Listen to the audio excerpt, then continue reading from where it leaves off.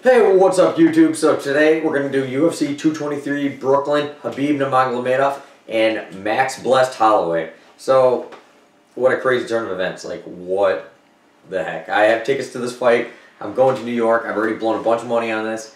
If you don't know, this is the fourth time they're supposed to fight. 2 times Khabib pulled out, 2 times Ferguson pulled out now. This is just freaking insane.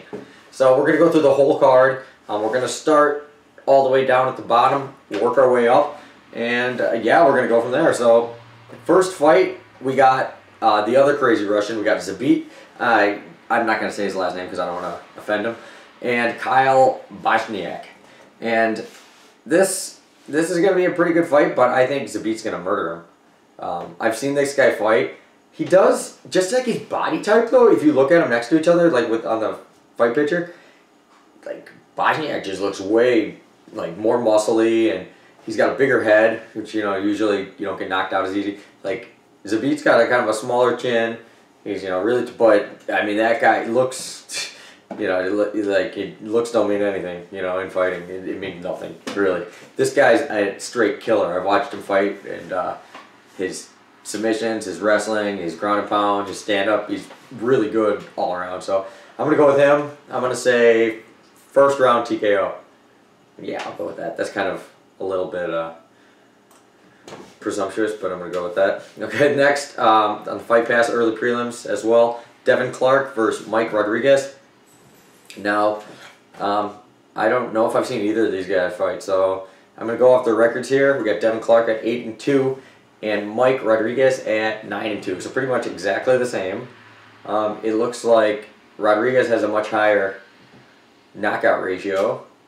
A little bit higher submission. He's never been to decision. The other guy has like 50% decision.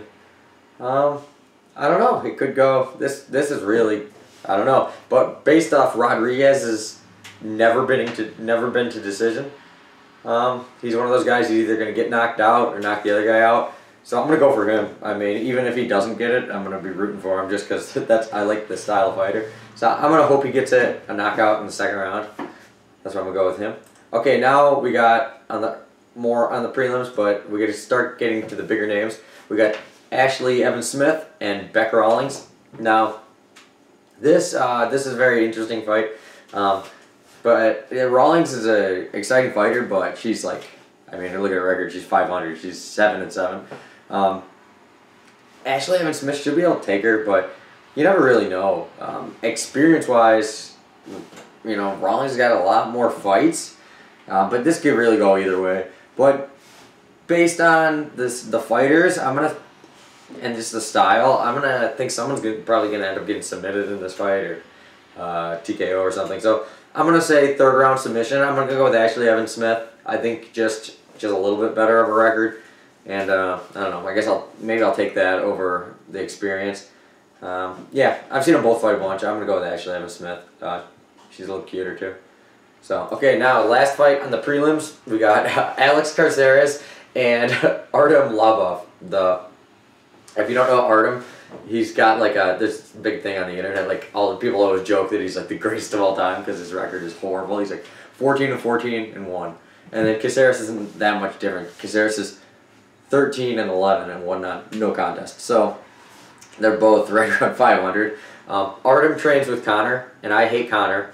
And I like Caceres. His nickname is Bruce Leroy. And, yeah, he moves around a lot. He moves his head good. It's weird.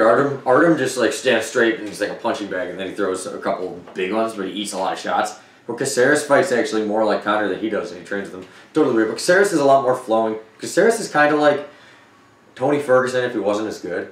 I don't know. I don't know how to put it. But I'm going to go with Caceres. He's exciting. I like him. And I don't like Artem. I don't like Connor. Connor McLucky Charms. Never defend his belt, and you'll never get his pot of gold either. So I'm going Alex Caceres. Second round knockout. Boom. Knock him out. Sorry, Hammer. You won't be the GOAT anymore.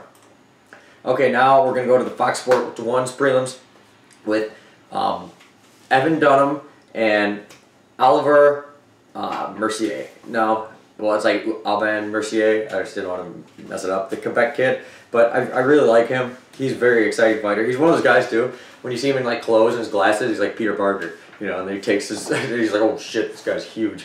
And then he's a really exciting fighter. He's from Canada. He's 11-2. Evan Dunham's been in the game for a long time. Evan Dunham's 18-6-1. He's been in the UFC forever. But I think I like Canadian fighters.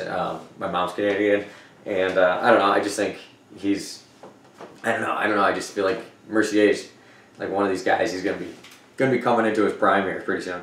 So I'm gonna go with Mercier. I'm gonna say submission on this one. I'm gonna say second round submission. Notice I haven't picked a single decision yet. It's probably not the smartest of me, but very excited about these fights. Okay, then we got Joe Lauzon and Chris Guccione. Now, I don't know who this Guccione guy is. He looks really familiar. I might have seen him fight before, but I watch almost every fight, and I have Fight Pass, and I don't remember seeing this guy.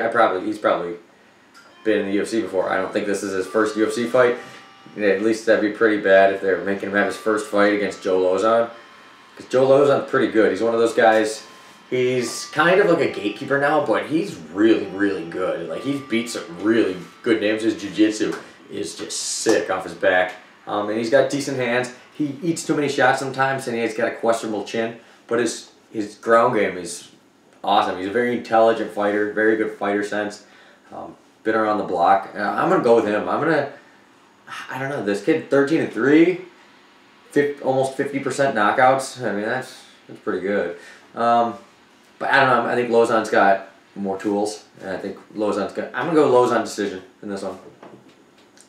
Okay, now reborn and Moreno. This is an exciting fight. I love the little guys. They put on great fights. Moreno's got that Mexican style. 14-4, very good record. 11-3 with reborn. Reborn was the guy that got the flying armbar, the mighty bar from Demetrius Johnson, which was freaking awesome. And I don't know, this is kind of like a pick'em fight, I'd say. I don't know. I'm gonna go with Brandon Moreno though, just because I mean Reborn's really good. I think Moreno, he's kind of seeing, maybe, who knows, maybe he sees this guy's just fought DJ. Maybe if I can put on a good win over this guy, maybe. So I think he's got more to win out of this. Where Reborn's kind of like in well, he's not like a lose-lose situation, because you still want to fight and everything, and that's great. You make money and you get you don't want to lose a fight. But Moreno's got a lot more to gain off this fight, and I'm gonna think maybe he's just gonna catch him. So I'm gonna say first round knockout. Okay, next we got someone from my hometown. We got Felice Herrig and Karolina Kowalkiewicz.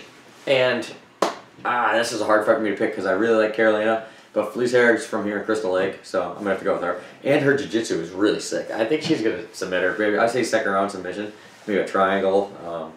Who knows? Maybe an ankle lock. She's really good. She's really slick off her back, off the top, her side. She's really good all positions on the ground. A lot of people always say think jiu-jitsu is just on the ground. No, like a jiu-jitsu person that's good on top is really dangerous, and she can do a lot of stuff like that. Next, this fight I'm just jacked about. Aljamain and Paul Felder. You know, Paul Felder throws all these like flashy stuff. He's really technical, really good kickboxing. And then Al is just like, he's kind of like a little Chris Weidman. He's freaking awesome too. And I like how he's got an attitude. He speaks his mind. He's a real person. He's no bullshit. I'm gonna go with Aljamain, first round knockout. Okay, next one we got Michael Chiesa and Anthony Pettis. This one also very excited about. Hold on, my camera's turning off. Let me change my battery. Okay guys, next fight I'm also really excited about. This is Michael Chiesa and Anthony Showtime Pettis. Anthony Pettis, you know, he's former champion, WEC champion as well. You know, everyone's seen that Showtime kick before. Michael Chiesa, Ultimate Fighter winner. Very good. Just lost to Kevin Lee though on a controversial ending, but honestly I think he was going to go unconscious anyways. So, but Anthony Pettis has kind of been on a downside of his career. His last fight he did not look good against Portier at all, and I think he really needs this one. So basically I've always kind of been a fan of him, and where we fight out of a lot of the same organization as Duke Rufus Sports fights out of. And a lot of the people that I train and stuff have ran into Anthony Pettis and stuff, and they've all said he's a really nice guy. Like, he's always, like, you know, they could say up, you know, get up to him, say hi, shake his hand, and he looks him in the eye, you know, says, nice to meet you, you're a good guy. So just based on that, not that Chiesa seems like a great guy too, but I've been a fan of Pettis longer, and he really needs this win, and I've had personal experiences with people telling me that he's a good guy. I'm going to go with Anthony Pettis, and I'm hoping he does something crazy, some crazy flashy knockout, and hopefully it happens in like the first, second round. I'm going to say second round, knockout, either liver kick. He's got a great switch kick. He throws it so fast. A lot of times he doesn't even throw it. He doesn't throw a switch kick. He throws a front leg roundhouse. So he'll like step in with a jab and then throw, like go jab and then same side of his body throw the kick without doing a switch, and it comes out so fast because he's got that Taekwondo background. His kicks are dangerous. I'm gonna go. Yeah, Pettis is gonna kick him in the face, the body, the leg, something, and knock him out in the second round. Okay, now we only have 3 fights left. Okay, we got Hernandez, Moreno, and Kelvin, Kattar. Now, I've seen these guys fight before, but I vaguely remember it. This one, I have no idea who to even pick on this one. I'm going to put a poll on the screen right here. You guys can interactively click on it. You tell me who's going to win. I'm going to flip a coin and go with Kelvin. Decision. But you guys tell me on that one because I don't even know. And then you can tell me in the comments how much I'm an idiot that I don't remember these guys. Kelvin looks really familiar. The other guy, I don't know. I don't know. These guys, these pictures, and a lot of times I see them, and like I'll see the fight and I'll be like, oh, I remember that guy. Okay, now we got 2 fights left. We got the co-main event. Rose Namajunas and Joanna Jędrzejczyk. I don't know if I really need to tell you anything about the fight. You should kind of know. Rose, defending champion, took the belt from Joanna. Joanna is the 4-time world champion Muay Thai. Top game is pretty good. Her ground and pound's good, but she doesn't really have much jiu-jitsu off her back. She mostly uses, when she's on her back, she's just trying to get up. Where Rose is good on top, good in all positions, kind of. Her jiu-jitsu is really slick. She's really good at taking your back. And she knocked her out really bad the last round. The last fight. Now, I think I'm going to have to go with Rose on this. The only reason I think, the first fight I didn't really know. But after the last way that Joanna fell, and then she made up all these excuses about it, and then Rose Namajunas trains with Valentina Shevchenko. And Shevchenko fought Joanna 3 times, and I think she beat her twice, and once went to a draw, I think. But either way, she fought her 3 times in Muay Thai, and actually beat her. But anyway, she trains with Rose, and she said that Rose hits way harder. She said out of everyone, all the girls she trains with and everything, and then she's fought, she said out of everyone she's fought or trained with, Rose hits the hardest. And she said if they fight 10 times, Rose will win 10 times. And I think Shevchenko's been around the game so long that I gotta trust her. Like, I can watch all these analysts talk bull crap, but this you gotta kind of believe. So it's her training partner and somebody that really knows the fight game in and out. So I'm gonna say it's kind of like similar to the first fight. Maybe Joanna will come out a little slower, so it'll happen later in the fight. But I'm gonna say 3rd round, she drops her, takes her back, and chokes her out. Yeah, that's what's gonna happen. Okay, last fight, the main event, the big show. Khabib, the Eagle, Nurmagomedov, and Max blessed Holloway. So Max Holloway, hands down, hats off to him for stepping in, being the 45-pound champ, and then going up. That's friggin' awesome. And on 6 days' notice against a guy like this, that is just crazy. I think the size thing isn't going to be as much as people think, because Max actually, almost broke or sprained his ankle a couple months ago, and he actually put on a ton of weight. Like, if you saw him at the press conference before he pulled out of the Frankie Edgar fight, he knew he was going to pull out, because he was way too big to ever be making 45. He was looking big. And the thing is, he wanted to fight at 170, but at 170, he didn't think he'd be able to make the fight, or it wouldn't be for the title, so because of that, they wanted to do it at 55, and he said, you know what, I can do it. It's going to be a hard cut, but I can do it. But I think the hard thing is because he broke his ankle. His cardio is not going to be on the level that it kind of really needs to be. So, that's not going to be good. But, I don't know, I think he's got almost as good of a shot as Tony did. His wrestling is not as good as Tony. I think Tony had better takedown defense as well as takedown offense.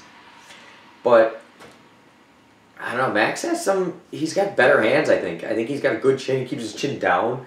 Tony likes to keep his chin up in the air. I think on the feet, Max actually can have some trouble with Khabib, or Khabib will have some trouble with Max. But overall, I think Khabib's just gonna take him down and smash his face in. And I think eventually, Max is. They're just gonna stop the fight. I feel like Khabib's not gonna try to kill him like he was with Tony. It might be one of those where he's like just telling him to quit while he's beating the crap out of him, kind of like Michael Johnson. But I think it's only going to make it 2 or 3 rounds, honestly. I hope it goes to 3, but I think it's only going to go 2 before the ref stops it. And my guess is going to be Khabib is going to eat a couple shots, exchange it a little, and like halfway through the first round, Khabib's going to take him down and maul him. Max is going to get saved by the bell. Second round's going to start. It's going to be like the same thing, and most of the way through the second round, and then close to the end of the second round, the ref's going to stop the fight. So those are my predictions. So once again, I'm going to these fights. I'm so excited about it. Thank you guys for watching. If you're going to the fights, that's awesome too, and congratulations. But yeah, to all you guys that are going to be watching on TV, I hope you have a great time watching the fights. And I'll let you guys know how it was. I'm going to document a bunch of it. And thanks for watching. I'll see you later.